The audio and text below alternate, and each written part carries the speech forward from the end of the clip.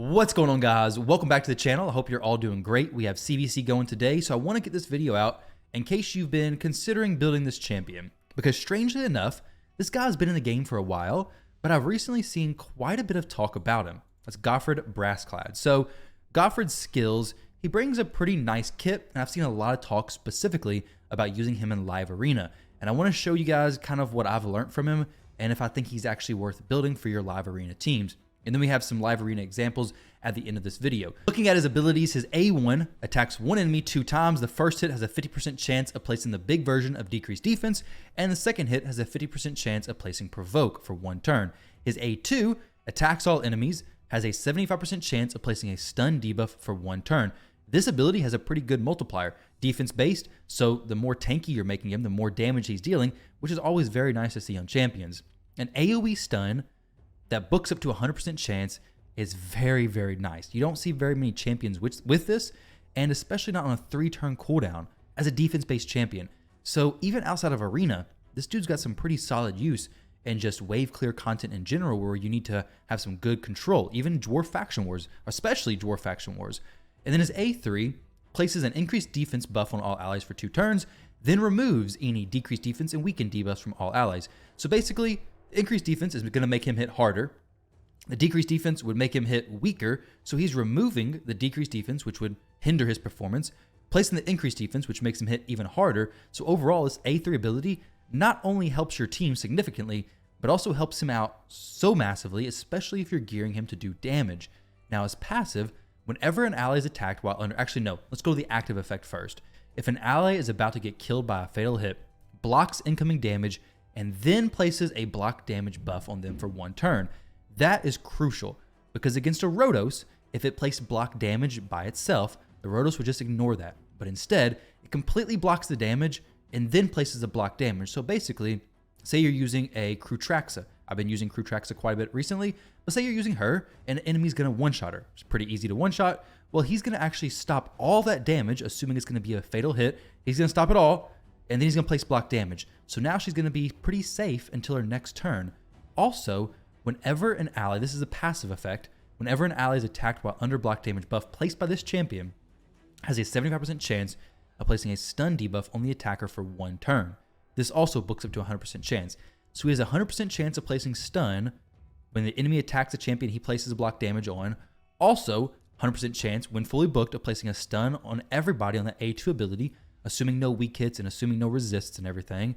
So overall, he brings a pretty good control kit, pretty good support, and actually has pretty good multipliers. We'll get into those in just a minute, but as far as the blessings go, it really depends on what you're going. If you're going damage dealing, a lot of my damage dealers, I go Lightning Cage, protects their buffs. It's very nice to have. Ward of the Fallen sometimes, but if you're going general support, Polymorph is always solid for arena. If you're going for more PvE content, Brimstone. So Brimstone, Polymorph, and Lightning Cage are really like my main go-to blessings, to be honest. But you guys can figure out which one you want to use. I'm not 100% decided on which one I would use if I did get a blessing for him. But moving over to the masteries, before we talk about the gear, the masteries are here. So he is currently built for me 100% damage dealing, okay? Just a damage dealer. We have Helm Smasher down here at the bottom. We have some turn meter boosting masteries when people get hit with a crit. So he's just all out damage. Let me show you. So his artifacts, we have Instinct, which is kind of pay to win. So we have a set of Instinct gear, which gives us speed plus defense ignore. So kind of like a lesser version of Savage. And then as far as the actual stats I'm trying to hit, we have decent HP. Honestly, I wish this defense was quite a bit higher, but 5,000, it's not the worst thing. He's also not usually the only damage dealer on the team. I really don't think Goffred is very good as the only damage dealer. He can hit pretty hard, and his A2 can definitely mess people up and place that stun, which is huge and very, very helpful. But as far as him being the only damage dealer, it's kind of difficult, especially if they start bringing block debuffs, they have cleanses. His A2, it just depends. If I have Necrit on my team, so sometimes he does better. The A1 does hit hard, but as the only damage dealer, I've been struggling using him for that. So 5,000 defense, we have almost 5,100. Decent speed. I would almost rather the speed be even faster, but 217 is perfectly fine. We have good crit damage, and then I actually have 262 accuracy. So this banner that I have on him is actually pretty decent. I mean, specifically for him, 21% defense, so it's kind of like a defense and accuracy banner. It's really good, to be honest. It's a really good banner. Works out perfectly for how I'm trying to build him. But if I wasn't doing that, I would probably just go defense. I wanted to hit harder, but if you can get some accuracy, it's going to be very, very nice. 200 plus is kind of going to be ideal in my opinion. But if you can get closer to 300, hey, it's going to be even better. This is the build I had him in before. I only gained 13 speed, 111 defense. Not very significant, to be honest, versus the 96 accuracy lost. So I just have him in the accuracy banner with a lot of defense.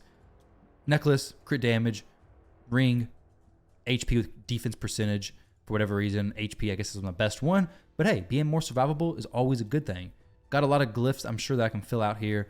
I don't always glyph my champions. I'm missing a ton of glyphs, honestly. Like my glyph situation is just so bad.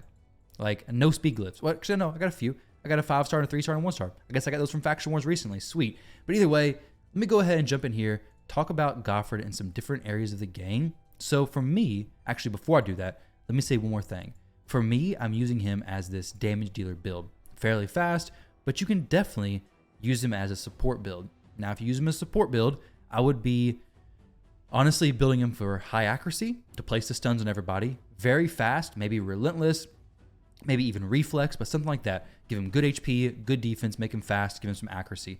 And then he's going to be able to have a consistent increased defense on your team, consistent stuns on the enemy teams, and then getting through this cooldown on the passive ability as frequently as possible. So your team's going to have a really difficult time. Well, the enemy team, better yet, is going to have a really difficult time in actually killing him or killing anybody on your team. So let's go ahead and try this. We're going to go to Dragon's Lair stage 10. We're going to throw Goffred in a team with somebody who's fairly squishy. So Goffred, where you at, buddy? You're way up here. Okay, Goffred. And then let's just do Krutraxa. I mean, why not, right? So Krutraxa. Throw her in here, and then we'll test out his damage next time. Hopefully they target her and not him. So starting up, Krutraxa, smacking the enemies, of course, doing what she does. A2, everybody's stunned. Beautiful, except for this champion on the far left. That champion on the far left is hopefully going to hit Krutraxa and do some good work. Let's see. Boom. Didn't quite kill her, but the next champion should, right? Let's see if they ever get a turn. So Goffred, almost back to his stun, I'm sure. Back to his stun. Takes no time at all. So the waves get locked down very well. Actually better than I expected here. Krutraxa, getting a little bit lower, a little bit sketchier, definitely. There we go, the block damage. So you'll notice that the block damage was placed, but she didn't lose any HP. So it just blocked damage, and she was good to go. Let's go ahead and check it out in Sand Devils. I'm wasting energy showing you all this, but hey, it's worth it, right? Hit the like, subscribe to the channel. It's very much appreciated. Exactly sure. Hopefully it works out decent, but they both may just die. Actually, does the Sand Devil ignore block damage? It might. It doesn't. There we go. So Goffred blocked the damage completely and then places block damage. So I think the Sand Devil does ignore block damage though, right? Yeah. That's interesting. So the Sand Devil ignores block damage, but maybe that's actually a new team we could make. So the Sand Devil ignores block damage, but he doesn't place the buff first, which is what I was talking about earlier. So while the Sand Devil may just kill a champion who just flat out places the block damage, Goffred's ability actually says blocks the damage and then places block damage. That's why he's at perfectly fine HP. That could actually possibly work for a decent team. You could have somebody in the lead who does a res, have them cycled with a good speed where they can res everybody, and maybe that could be something. So like if I put, let's say let's see if it doesn't matter. Let's do her, but it doesn't really matter because she's gonna be. It doesn't matter who it is. She should die. Perfect. Well, no, she's gonna be in Stone Skin. Dang it! I always gotta be messing stuff up with my Stone Skin nonsense. Wasting too much energy at this point, guys. Actually, we got the sleep there. Can Sifi get one more turn? Perfect. Okay. Now, block damage on Sifi. Now Sifi could just res Goffred, and if Goffred was able to go through, let's see, 3 more turns before the Sand Devil did that ability again, then we maybe will actually have somewhat of a team going here. It could be very interesting. Let's see. So Sand Devil gets a turn. 1 more turn duration on that. So he has to take his turn. So the passives, he'd actually have to get his turn. Unfortunately, we didn't get the turn there. But we can get him res back, right? There we go. So now, somebody's going to get block damage, right? Let's see. Boom, boom. So he's going to do the big ability here, and then see if he gets block damage placed on her. So there may be something there. Honestly, I don't feel like thinking about it right now to try to figure it out. And I know you guys aren't here for that. But either way, that shows you that block damage ability that Goffred has is very, very good. Like the way it's coded is different than just flat out blocking damage. So we're using the Siphi, Goffred, Stoutus, and Ghostborn just to kind of get a general idea. I don't think Goffred's going to be a better nuker than Stoutus, but if these numbers are actually comparable, then maybe I do have to do a Stoutus versus Goffred. Could be an interesting matchup there. So everybody has decreased defense. It's usually A2. Goffred hits for, let's see, 102, 98. Let's see what Stout, actually no, we can't really compare it like that. So 102, 98, some mixes in there. 456, so 456,000. Goffred, or Stoutus, let's see what you hit for, buddy. All right, so we're just gonna play some more increased defense. And then Stoutus hits for, he has a stun ability too on his A2. So we'll just use the same abilities, A2, A2. There we go. Let's make sure everything went away. Boom. And then he hit for 499. Okay, so no defense, ignore from Stoutus, and he's already hitting harder than Goffred. Stoutus is A3. It's going to hit harder. But Goffred does have good multipliers on his A2 ability. He's not going to be your main damage dealer, whereas Stoutus could be your main damage dealer. This is also not the perfect comparison. Stoutus has more defense, no defense, ignore. Close to the same crit damage in a way. Actually, not really. 20% less. So maybe it's an okay comparison. The masteries should be basically exactly the same. This is level 92. 1378. It's kind of a difference in our point gap. But I guess we're going to see how it goes. So we'll start off with picking Siphi. Siphi's not required.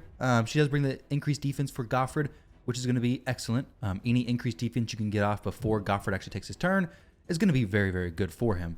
So we'll start off with a Siphi pick. See what Neo picks. He may have Marichka plus Taras. I wouldn't doubt it. Let's go ahead and pick out Goffred here. So Goffred, and then we're going to go Necrit. So there's either one or two things. He either knows that Goffred's a damage dealer, or he's going to be assuming I have already picked 3 support champions, and then may even pick his his damage dealer there. There we go. We got a Rotos pick. So the Rotos pick could potentially be, that's actually good. I like that. I love Rotos being picked up so early because now I'm going to go UDK, and then I'm going to go Krutraxa. So Krutraxa, we'll see how she actually does. See, I bet he bans UDK. Unless he thinks I only have 1 damage dealer in Krutraxa, then he'll ban Krutraxa. But I got a feeling he's going to ban UDK. If you don't ban UDK and you have Rotos, your life's miserable. I'm just going to be honest. It is absolutely miserable. Now, for me, I don't actually know exactly what Raka brings, to be honest. 2 Rotos, okay. Then I'm not going to ban a Rotos. I'll go ahead and tell you that. Goffred actually should be doing pretty good against the Rotos. I'm going to get rid of the Siphi. Does she do increased attack or something? Honestly, I wish I knew. But I'm just going to get rid of the Rotos. Okay, so he banned the UDK, which, to be honest, this is, I think I do have the advantage here.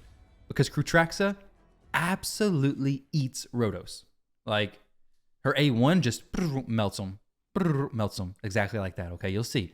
You maybe even have the sound effect. That'd be pretty sweet if so. Let's go ahead and see how this plays out. I think we got the advantage here. You're going to see some pretty cool stuff with Goffred, hopefully protecting either himself or Krutraxa. So we're just going to pop off with the A2. And then we'll just drop the Raka, I guess. Even through reaction. A2 from Goffred. Let's see if we can get some sweet stuns, which actually, let's not do that because Pythion's just going to cleanse. It make him want to cleanse or res. Actually, let's do that. Because we got the stun on both the Rotos. We could drop the Rotos here, or we could just go with his A1 on 2 Python. Almost dropped him. So now, he's stuck in a dilemma. He's like, okay, do I cleanse the Rotos and possibly kill him this turn? Or do I go ahead and res Raka? This Rotos is going to get a turn next turn, but he'll probably go for the res, right? But the cleanse is kind of enticing as well. I'm going to kill Raka next turn, so honestly, I'm not really sure what the best play for him would have been, but I'm pretty sure he's just going to die anyways, right? So we're going to hit the Python. No crits, nothing like that. Dang. We will go ahead and let her stay through her sleep, and then we'll just drop one of these Rotos. So this one right here, boom, there we go. Rotos is gone, like I said. And then this one, unfortunately, he's just going to cleanse the Rotos. Right? He's going to cleanse and play. Does he place block debuffs? I forget. We'll just sleep Pythion. No, we don't even need to worry about what he does. Just use Sifi, sleep him. Now Rotos is going to kill nobody. Uses A3. That's pretty cool. I kind of want to let him try to kill somebody to see how Goffred actually works. But Goffred's stun definitely saved me there. Well, definitely very helpful. May not have made a huge difference, but it was nice. So now, we can actually probably kill this Rotos, to be honest. Let's go ahead and try. Boom, boom. Okay, 16 and 15. That's some big hits for sure. So I think we can drop the rocket with a one hit and then sink the Pythion. Maybe this is more of a Crutraxa showcase. And then I really want this Rotos to actually try to kill a Sifi. Okay, let's see what he does. Okay, he can't kill her, unfortunately. There we go. But our Goffred sat him down. We're going to try one more match. That was 2 minutes and 26 seconds. That was pretty quick, to be honest, so we'll try another one. I do have two Sifis, though. Speaking of, we're going to go Sifi and Goffred once again. It's a showcase for Goffred, but Crutraxa kind of got some limelight there. All right, you're going to pick your Duchess. Go ahead and pick your Duchess. Pick into your Rotos or your Taras, something like that, right? I have gone against some Taras, and Goffred done some really good stuff. So now, we're just going to pick... We're going to go Necrit and Crutraxa. So like before, he's either thinking that I have 3 supports and 1 damage dealer, or he assumes that I have 2 supports and 2 damage dealers, which is the correct thing. But Goffred is kind of like a support as well. So we're just going to ban, or just going to put in UDK, kind of soft banning the Rotos, but not exactly. From here, honestly, this isn't the best thing to do, but I think it's the thing I have to do, which is banning the Ramen 2. I wish I had Mighty Uko in here to actually strip them, but I don't, unfortunately. So right here, I think I have to ban the Ramen 2, because if not, then I probably lose my passives. Okay, interesting. So we're going to actually see how this plays out. His Rotos is going to have a very bad day. Like, just being 100% honest, his Rotos is going to have a bad day. I'm strong affinity versus the Duchess. I am neutral. Well, no, nothing versus the Sifi. The Leo is going to take a little while, but the Rotos is not going to get through my UDK. Not for a while. He has no strip champion, so... It's going to take a little bit of time to get through the Duchess, though. The stone skin nonsense.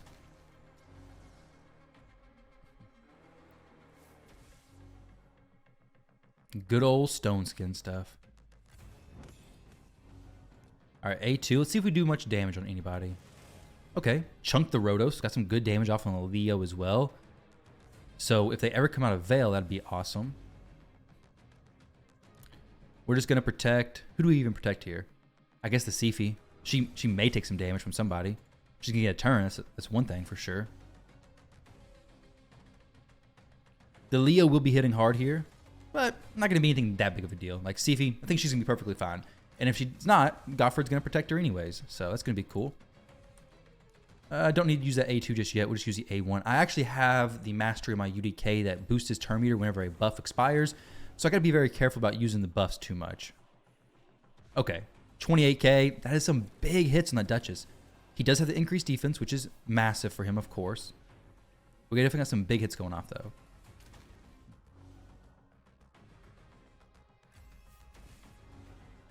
All right, so now we'll actually just work down this Rotos, kill him. We're definitely going to kill him, right? Boom. Perfect.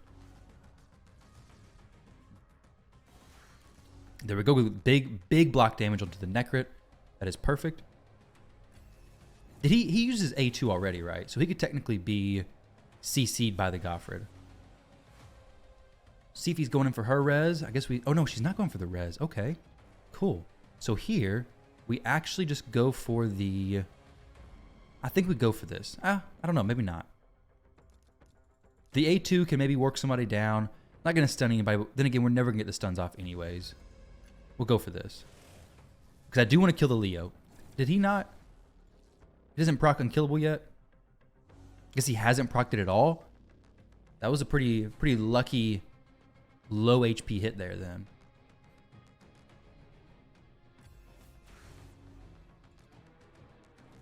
So we have one more turn of protection on the Dutch or the Sifi.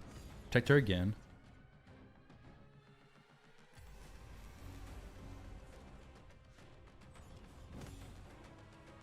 This is going to take some time. That's all it's going to be. Just a little bit of a slow fight. He's trying to get my UDK dead. Of course, right? Makes sense. I really want to proc this unkillable. I was hoping I'd already procced it, but apparently not. Sleep the Sifi. And now we can definitely kill the Rhodos.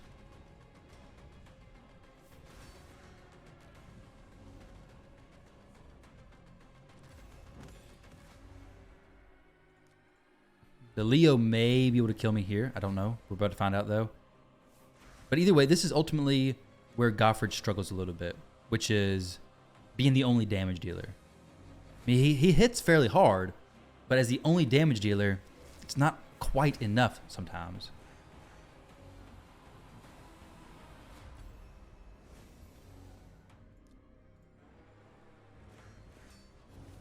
Got some good chunks on Rhodos there. Maybe he doesn't get a crit there. Okay, he got a crit. Nice. So now he's going to kill the Sifi with his A2. That makes sense. It is what it is. So this fight, obviously, not going great. Use our A2 here. Maybe stun the Rhodos. That'd be cool. Doesn't matter because he's going to get cleansed anyways. But, like, without Sifi there, he wouldn't have gotten the cleanse. But it's an okay fight overall. It was an okay fight. The Leo, the Sifi plus Duchess makes it difficult. But you can see there firsthand that without a strip champion allowing you to keep those stuns up all the time, or especially against two block debuff champions, using Goffred is going to be kind of difficult. Kymar could be a good champion to come in here. That's my biggest issue with him. That was what I was struggling with the most. So that's a showcase and information for Goffred. I do think in the lower levels of Live Arena, he could be amazing. Or if you're going against somebody with no Duchess and no Sifi, he could be very good. Those stuns are super helpful. The block damage is very, very nice, even against Rhodos. But when you have a team that keeps up block debuffs the entire time, you have no strip champions, it's pretty difficult, to be honest. It's pretty difficult. He does hit hard, but I also have him geared fairly well. So take that for what you may. If you want to build him during CVC, go for it. I think he's a good champion. I think he has a lot of uses. But for Live Arena, I don't think he's going to be a top-tier damage dealer, basically. And as far as the support, I don't think he brings enough for support to make him, you know, your own, like a main support in your team. Uko, Sifi, Duchess, Pythion, all those champions are going to be much better than Goffred, in my opinion. But guys, thank you all very much for watching the video. Hope you enjoyed, and I'll catch you in the next one.